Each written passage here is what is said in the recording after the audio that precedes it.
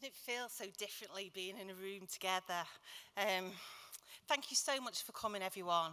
Not doing it online does make such a difference. So welcome to our first series of conferences that we're providing at Fulfilling Lives programme, which draws to a close. We want to use these opportunities to bring people together, to strengthen connections after so long working remotely, albeit with some COVID limitations today and restrictions in place.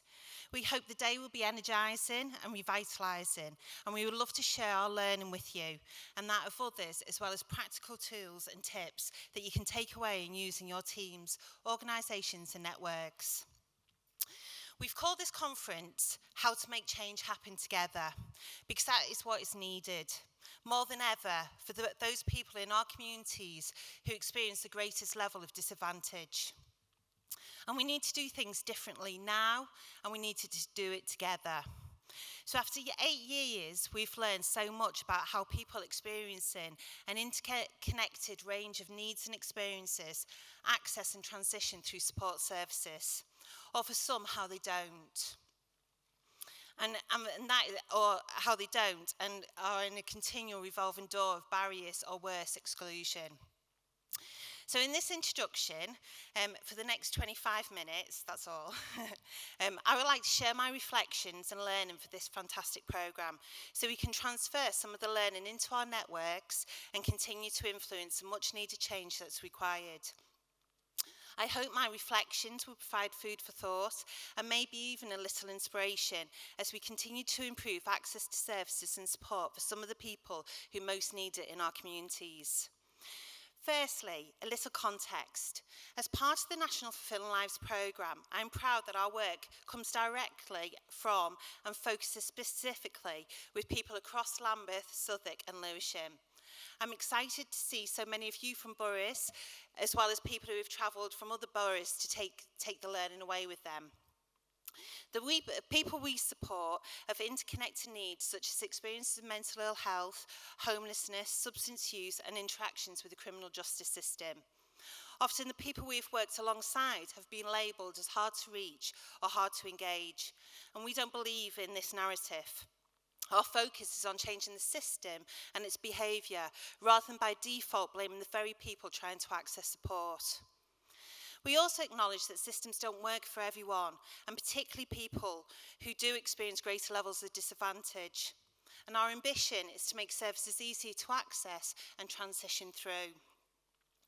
Our actions are informed by thinking about the system, a commitment to create a culture of co-production, giving equal value to the voices of both the decision makers and the people we support, so that all opinions are heard and respected equally. We want to make an impact on the way people are supported by sharing the learning, not afraid to challenge the system to influence policy and practice at both local and national levels. So when I joined the programme, I recognised that whilst we were at the mid-year point of an 8-year programme, a traditional style of leadership was not what was needed.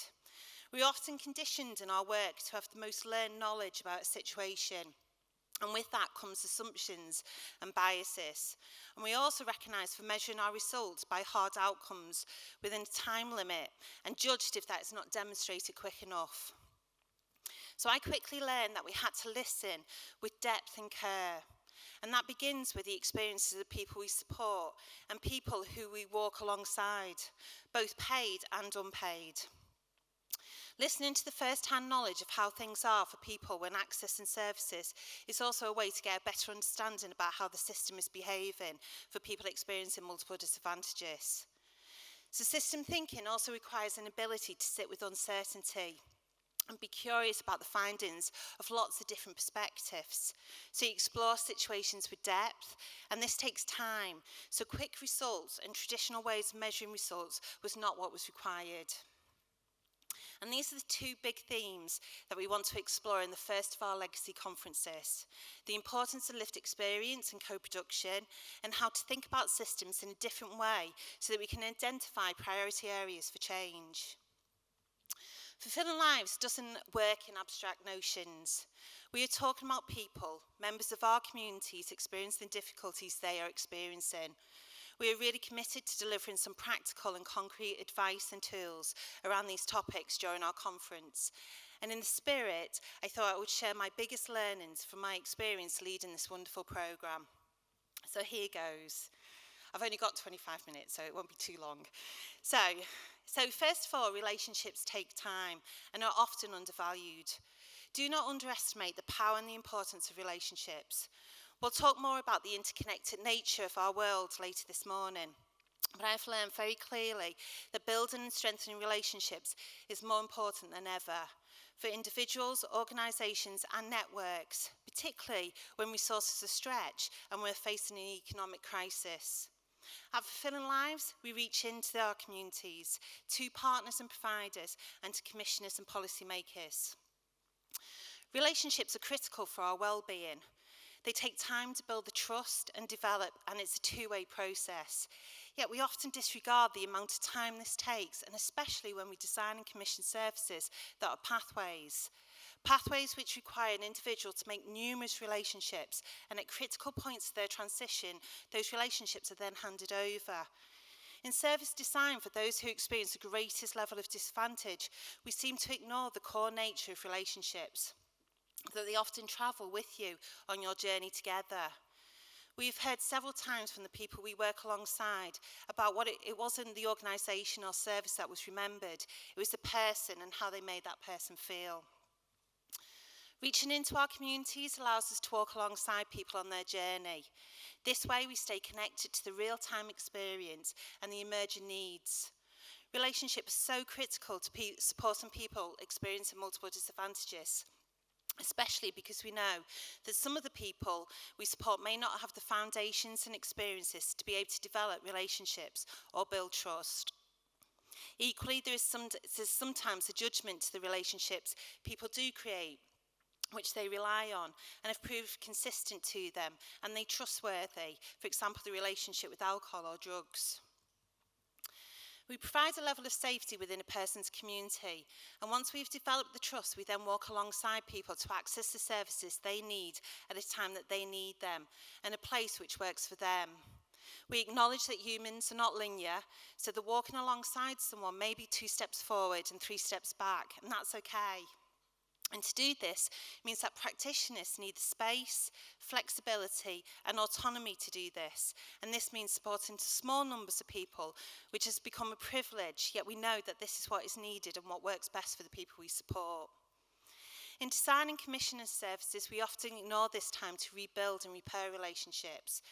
Traditional outcomes can't articulate how you capture relationships for someone who's lost trust in the system. Traditional outcomes do not demonstrate the much needed journey and importantly the time it takes to restore that trust. And it also puts the onus on the person to repair and restore relationships rather than the system to behave differently in a more informed way at critical points of access and transition. So changing the system behaviour will make that difference for that one person and stop the revolving door to all the discharge culture because that person doesn't conform to the slot in someone's diary. So we're trying to influence and change the narrative, to try to influence commissioning to understand the importance of long-term relationships.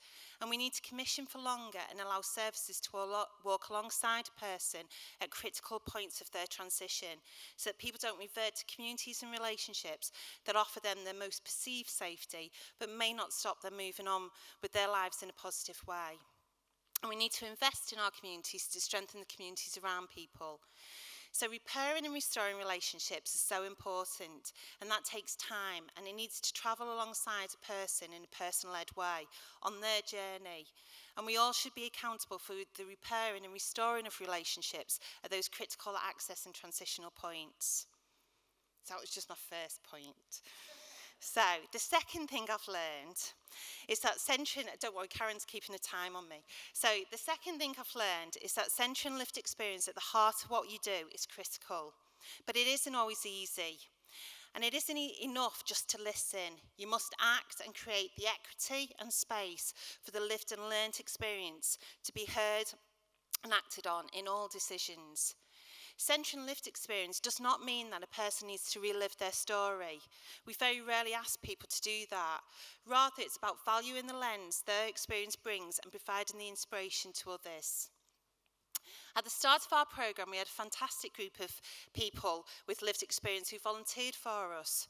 But we soon realised that they were not representative of all the needs, cultures and gender of the people we were directly supporting. It's easy to engage the engaged and call that co-production. So we rebalanced our group of fantastic volunteers, some who are still with us and on their second promotion. And this meant we would ensure that in every conversation, there was a range of different perspectives being involved with the decision-making of the programme. To put lived experience at our core, we needed to create the same types of employment opportunities across the programme as we do for people with learnt experience. To do this effectively, we changed our organisational structure to make people with lived experience equal employees in our team. And this started with our recruitment process, which included our fantastic Fulfilling Lives Ambassador as an equal decision maker on the panel, which had to adapt to ensure there were no unnecessary barriers. For example, we asked questions about values rather than work experience.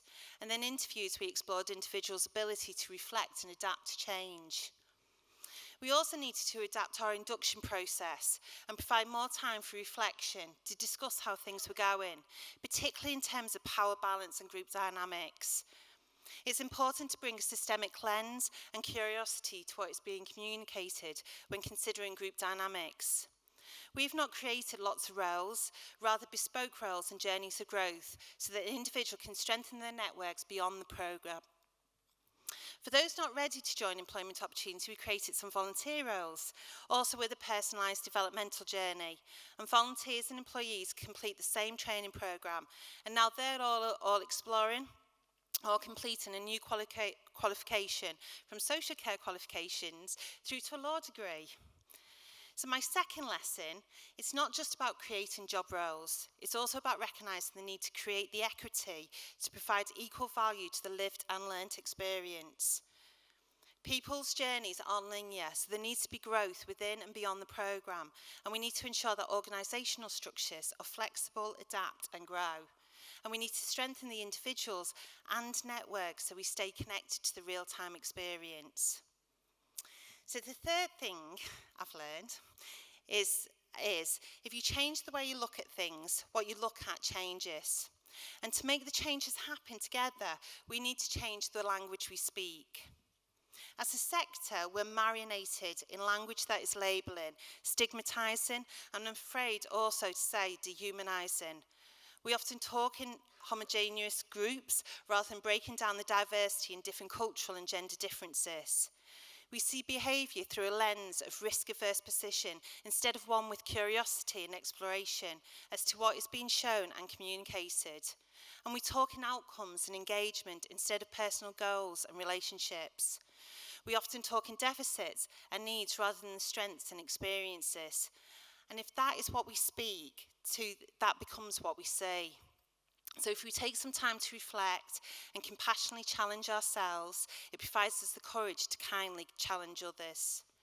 So as a team, we've challenged the language of hard to reach and hard to engage. We don't buy into this narrative. Instead, we focus on the behaviour of the system and how it works rather than blame the very person who needs to access support. The people we walk alongside often has interconnected needs and experiences, and we do have to identify them to explain what we mean by multiple disadvantages. Yet it becomes really simplified the more you do that, and less strength-based. And where do you stop? Rather, if we focus on access points and bring in a more informed human rights and systemic approach to services, then we wouldn't have to label the people we are trying to improve the service for. Labelling the people or the groups means someone will be missed out, which in turn creates our silo working. So this is a constant journey and conversation, and we don't always get it right. But by focusing on language and allowing the time to reflect and question what this means, it can bring a different mindset. And with that, a different experience for others. So in the programme, we also immediately dropped the title of multiple and complex needs. We feel it's the system that's complex, not the person and their needs. And we try to drop words that label people in diagnosis. We talk of people's experiences. And we try, I keep putting this in a script, but I can't actually say the word, homogeneous groups that provide stereotypical images. For example, we try to avoid a label of rough sleeper, which tends to provide a stereotypical image. We talk of the activity that a person is sleeping on the streets and then consider that in the 21st century and how shameful that is. We also raise awareness of those who are invisible in needs in that context, of women and men who are street-based sex working, who often will not be counted as sleeping on the streets as they are invisible in their environment, yet they are potentially experiencing greater levels of danger. So focusing on the language you and I and others use allows us the time to reflect and consider the stereotypes and the dehumanisation of the people we support. And if we change the words, we can change the narrative. And if we change the lens that the wider public look through, we might help more people see the full picture. So that's my third lesson, words really do matter. So fourthly, through this experience leading Fulfilling Lives, I've come to realise that big thinking needs scaffolding and support. A key purpose of the Fulfilling Lives programme is to think differently about how we commission, design and deliver services. And it's a test and learn programme which requires curiosity and a learning culture. We need to be curious and not focus on blame and shame, which stops learning. So we're legislated and funded, and that sometimes can translate into working in silos with an assessment criteria and exclusion policies that dictate access. We also know the system is exhausted and under pressure through years of austerity cuts and now the impact of COVID. And we also are increasingly aware of the vicarious trauma of our teams, organisations experience. And we also know that if we think differently, we also know that we need to think differently as social injustices are getting worse and the disparities in our society and our communities often are even more obvious. So if we want to create the change, we've already talked about the fact that we need to build a network of strong relationships, that we need to have people with lived experience with an equal voice around the table, and that we need to be mindful of the words we use. These are all important, but there's another ingredient to drive change. And we need to recognise and empower the great thinkers in our network. Do you know who I mean? You will recognise them. Everyone has them in their teams and organisations or networks. They're full of sparkling ideas, they're passionate, they listen to the people affected with true care and compassion.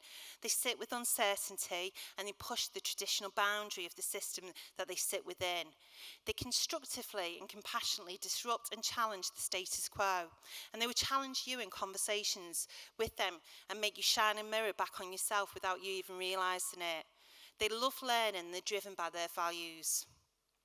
When I joined this programme 4 years ago, I took over a team which has some amazing thinkers and ambitions. Some are still with us, and some have recently moved on, and others have joined us along the way. I soon realised that those great thinkers for those great thinkers to evolve, they need a scaffolding and support to be able to build their ideas and flourish. Ideas need space to grow and develop, so this structure needs to be flexible. But ideas people also need trust and autonomy, so it's a fine balance. And I couldn't do that without my lead agency and how the National Lottery funded us. Later this morning, Ruth will talk about how we have used system thinking to explore ideas and establish priorities. So I won't go into too much detail here, except to say that system thinking allows you to build relationships, understand different perspectives and experiences, builds trust and allows you to explore new approaches. It provides the opportunity to identify and consider our own blind spots. And importantly, for those great thinkers, recognise the blind spots and then make space at the table for others to join them and not just enjoy the seat themselves. And when you're searching for scaffolding to develop big thoughts, system thinking is a brilliant approach and one which I'm very passionate about. What I've learned is that once the foundations are laid and the structure is in place, great ideas can flourish. And finally, and I haven't got my 5-minute sign. Finally, the last learning I wanted to share with you is that if you're trying to make changes happen in the system, which is working around people experiencing multiple disadvantages, you must be brave and you must be able to positively disrupt. A A programme that drives change requires a different mindset and a different leadership style, one of tenacity, curiosity, compassion, and a willingness to be courageous. Leaders in our sector are not always the ones with titles. They're leaders with a mindset to commit to the change and be curious and work around the barriers and struggles. COVID-19 has taught us that the system can be agile, nimble and responsive, and it can find different ways to adapt, and when there is no alternative. And after this experience, we can't go back. It is becoming clear that the people most disadvantaged socially and economically before a pandemic will be the hardest hit in the next period of recovery. So the people who experience the greatest level of disadvantage will be the most impacted, so change must happen. However, we can't do that on our own. We will have to work together to make that change.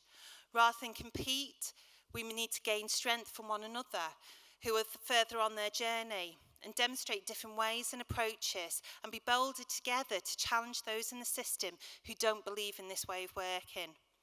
And if you have a seat at the table, you need to be responsible to make room for others and ensure the lived and learned lens and perspectives are both there. So at Fulfilling Lives, we've embedded a culture of learning and reflection in the programme and have experimented with different ways of doing things.